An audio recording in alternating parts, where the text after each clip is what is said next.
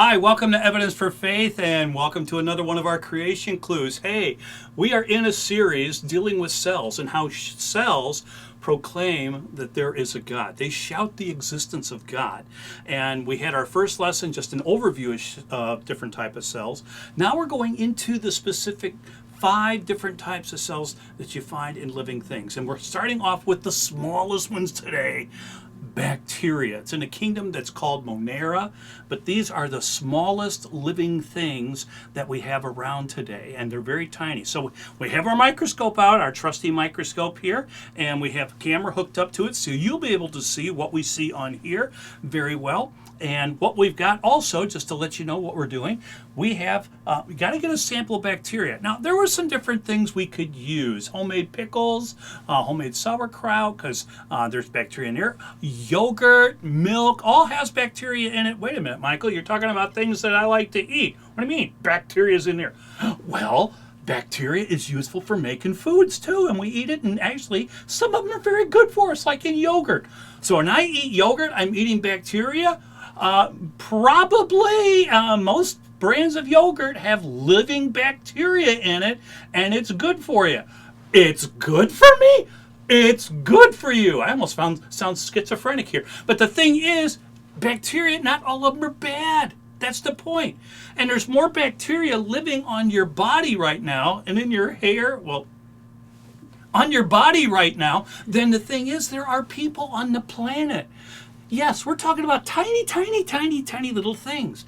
And they come in different shapes. And we'll talk about that because we're going to hopefully see some of these shapes and stuff like this. This is so cool. So what do we have? How do we do this today? We have a sample of bacteria. What this is, I got from Michaela, who works for us, our communications manager. She has an aquarium. And so I've got some of her dirty aquarium water here. There will be a lot of bacteria in that, no doubt. We've got some candy here. Don't pay attention to candy. That's for me right now. But we'll come to that because we'll talk about some bacteria with that.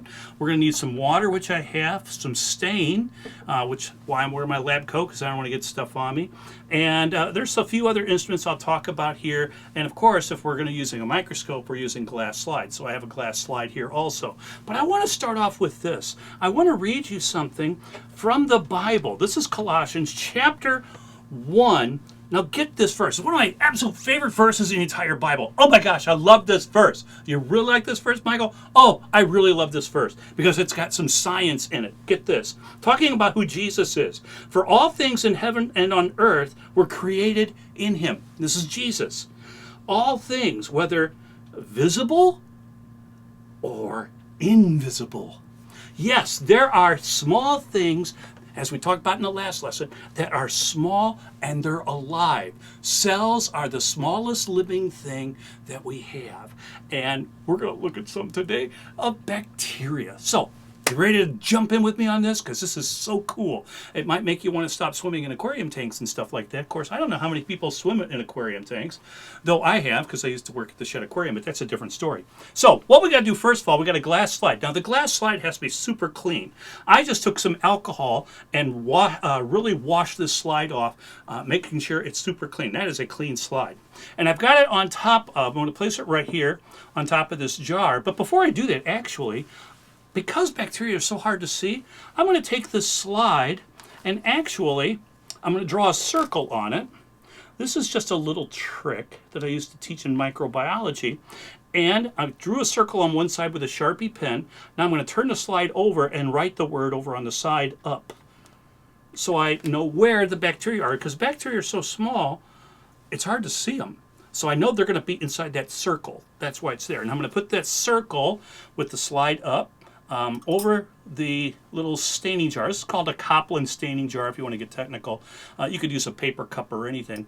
But since I've got these, I use these. So we're putting that over there. Now we got to get the bacteria. Now I can't take like my finger and pick some up. That won't work. I got to find a different way of doing it. Well, in science we use things called inoculating loops. This is an inoculating loop. And it's got a little loop, a little hole like at the end there, comes to a point at the other. This is sterile, meaning as long as it's inside this plastic bag here, it has no bacteria on it.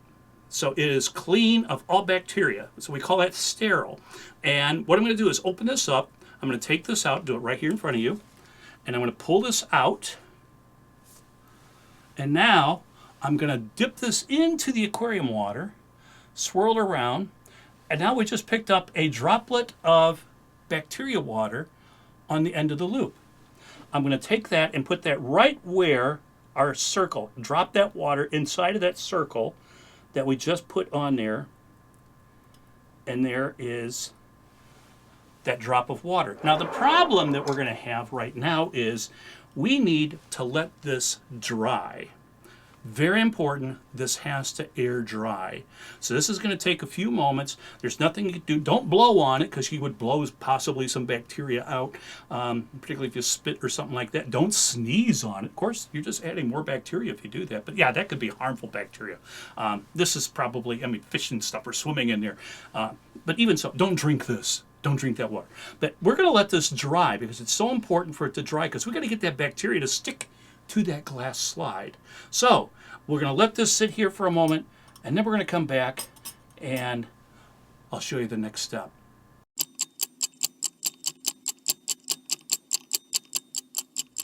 Oh, welcome back. Yeah, hey, some time has passed, I see here, and let's take a look. Sure enough, our droplet has dried on the slide, so it's ready to go. But now, this is important. Bacteria, we got to stain this, and we want them to stick to the slide. So the way we do this, it's a process called heat fixing. You can do it with a candle. I have a little tiny just butane lighter like this. You're not setting a house on fire. And what you're going to do, I'm going to turn on the slider. I'm just going to pass this over it a couple times, then set it right on the back of my hand. I want it to feel warm, not hot. I don't want this to get so hot it burns me. It's warm. It just feels warm. Now, what did I just do? It's called heat fixing. And see, many bacteria have a gelatinous goo around them. By heating it up just a little, the goo starts to melt and attaches like glue to the slide. And that's what we've got now. Now, the next part is the bacteria. If we put this on a microscope right now, they're stuck on the slide. But if we put them on the microscope, you're not going to see them because they don't have any, most of them don't have any pigment, any colors. So we've got to stain them. So I have, one of my favorite colors is like purple, blue. So I have my bottle here of crystal violet, and I'm going to open this up and I'm just going to put a drop of this right on where that bacteria was. And seal that up because this is a really strong stain. You can use methylene blue. That would work too. You can buy that in some pet stores. You can buy methylene blue. You can get these on Amazon. There's one that's called Carbo Fuchsia if you're really into fuchsia color, like a hot pink.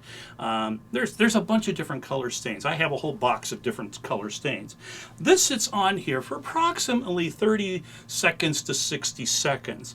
And then what we're going to do is we're going to wash it off. Then after it's washed off, we'll dry the slide with a special type of paper called bibulous paper, though you can use a paper napkin or like a Bounty sheet or something and do the same thing at home.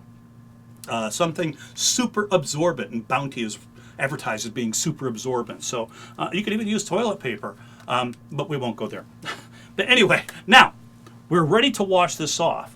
So we want to make sure that we wash this off gently because we don't, even though the bacteria have been stuck on there like glued on now by heating the slide up, we don't want them to slide off. Like we wash them off like with a power washer. So what I'm going to do is I'm going to take the slide, sort of have it drip right in there. I've got some just ordinary distilled water here, and we're just going to wash this off. Just like this. Notice I'm putting the water at the top of the slide, letting it wash downward. I'm not squirting it where the bacteria were. Like that, and we're done with those. Now, tap to get the water off. We're going to put it inside this little package here, and we're going to dry the slide. You don't rub your slide. If you're using a paper towel or something, don't rub it. You just are blotting it dry. This is super absorbent paper, and I put it in there a couple times, and the slide is now dry. So we're done with that. Now, we are ready to look at this under the microscope. So I'm going to put it on the stage of the microscope. But before I actually focus this, I know where that circle is. So let me get it set up here so I can see. Yep, we're right about there. I want to explain to you what bacteria sort of look like. Now, without the stain, you can't hardly see them. On a light compound microscope, which is what this is, the light has to pass through it. It would just be like a very faint outline of a dark, maybe grayish black color on a white background. So we stain the bacteria with different colors to let us see them. And bacteria come in 4 shapes, 3 very common ones. There is a 4th one, it's sort of rare, it was discovered not that long ago, cube, but you don't see those generally in aquarium water or something. Bacteria basically come in different type of shapes. There's spirilla, and we have these little spirilla.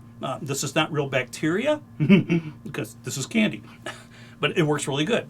Little squigglies, you can see, little squiggly-like things. That's spirilla. Actually, there's some spirilla that live normally inside your mouth, hanging around your gums and in your teeth and stuff. Totally not killing you. You'd be dead if it did. But you can find these things. Here's another one. These are like little rods. We call this bacillus. Rod-shaped. That's just the name we use for them, bacillus. Sometimes they'll be attached in chains or in clusters, or they can be little individual cells themselves. And then there's another type that's called coccus. These, coccus means it's like a sphere. Now, these are not circles. Remember, these are all 3-dimensional cells we're going to be seeing. But they can be in a straight line, like a strep. We would call that a streptococcus. They could be a cluster of them, which we would call that a staphylococcus. They could be by themselves. But the basic thing is there's round ones, there's rod ones, there's like spirilla type. So we have the spirilla, the bacillus, and the coccus. Now, with that, let's take a look at what we've got. And because we've stained them, we'll be able to see them. So, the first thing we're going to notice, this is a very, very low magnification. And as I look at this, and we're just looking through the slide right now, you can see what I'm looking at. There's not a whole lot of stuff you can really see. You're just seeing blotches, more or less. There's the line of the liquid that I put down there from the aquarium. But we'll just sort of center this around to the dark spot there. Now we're going to go to a higher power to take a look. This is going to be 200 magnification on this microscope. And we're going to refocus this now, and you can see that these blotches, wow, there's just a big blotch, and there's little specks of little things all over the place. This is not very, these things are really tiny, as I'm telling you. We haven't got to the really big ones yet, or being able to see them, because they're just too small to be able to see yet. So we're going to go to a higher power, take a look at them again, and now we should start to see some shapes. Now remember, we're looking for the shapes like we had on the table there. Some will be rods, some will be little spheres, and some of this is just big debris from being in an aquarium, some dirt and stuff. But we really can't see them too well. Oh, there's a big old thing there. But as we look at this, they're still pretty tiny. So what I'm going to do is I'm going to go to a higher magnification now, and we're going to take a look at these things under 2,000 magnification. If you're wondering how I get 2,000 magnification, the eyepiece on here is a 10x. This objective, this is called an oil immersion objective. It's 1,000 magnification, but the camera is set to double everything that we're doing. So on a normal microscope you might buy, it might have 1,000 magnification, but this is going to be a little too. Now this is immersion oil.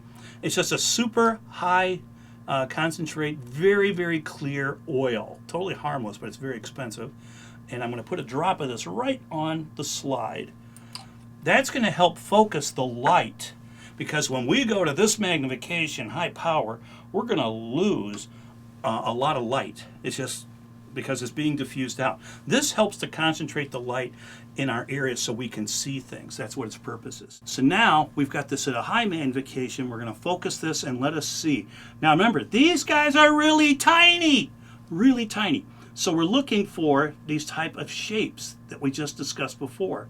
And if you look carefully, you can see right here in the center, there's this big blotch down at one end, but right now what you're seeing is a bunch of little tiny rods. Little tiny rods. So we're seeing these kind of bacteria here, but they've been stained purplish blue. but we can see some right there. There's a whole pile. I mean, there's got to be over 100 of them right there. The big blotch that you see like right here, this is tens of thousands of them that are making up that thing. If we move a little bit further on the slide, ooh, look here. There are a couple of really big rods right in the center. You'll see there's a few almost making like a bent T shape on the microscope there. And these are rods. We're seeing a lot of rods, which does not surprise me with aquarium water. There's a lot. What are they specifically species-wise? There's no way I can tell you. There's a lot of tests that have to be done to try to identify what is the bacterium. What is the species? What is it? So I don't know. Oh, do you know what we see here? There's a couple of curved ones. If you look carefully, there's some little curved ones right in the center. There's one, and then below it, in this cluster, there are some curved ones. Look like a big backward C. These are spirilla. You know how lucky this was that we got spirilla? You don't see those a lot of times, but they're around. You just don't see them too often. So we have spirilla. Now, if you'll also look really, really carefully, you're going to see some just little dots, like little periods, all over. And I have a couple here right next to each other. There's two that are joined up looking just like that on the screen. Two little coccyx bacteria that are together. Actually, there's a bunch in there if you look around, but we do have all three of the basic shapes. And the thing is, now they're dead, but they were alive. In that water is filled with tiny, tiny living things that God created. Again, looking back at the book of Colossians, we read that He created all things, whether visible or invisible. The bacteria were invisible. We stained them with a stain, crystal violet, and we can see the three different shapes here. And what amazes me, these are not just little tiny bags of chemicals. Each one of those little cells is performing. When it was alive inside of this jar, it's performing. Each cell, each individual little cell is performing tens of thousands chemical reactions going on inside of it. Invisible to our naked eye, but it is alive. God created it. They do all sorts of amazing things. They help to break down dead organisms and stuff like that, leaves and things like this. They also help us to make food. There's great use for them. And when mankind sinned with Adam and Eve in the garden, some were altered and they become things that can cause us diseases. But most bacteria don't. Most bacteria have a useful thing. Many of our antibiotics and other medications are made by the chemical reactions that these little things do. So don't be afraid of bacteria. If you really get nervous about it, just wash your hands with soap and water. That kills them. Don't have to use antibacterial. You don't have to boil your hands. Pour alcohol on them and stuff. Just good old soap and water, good hand cleansing, and they're gone.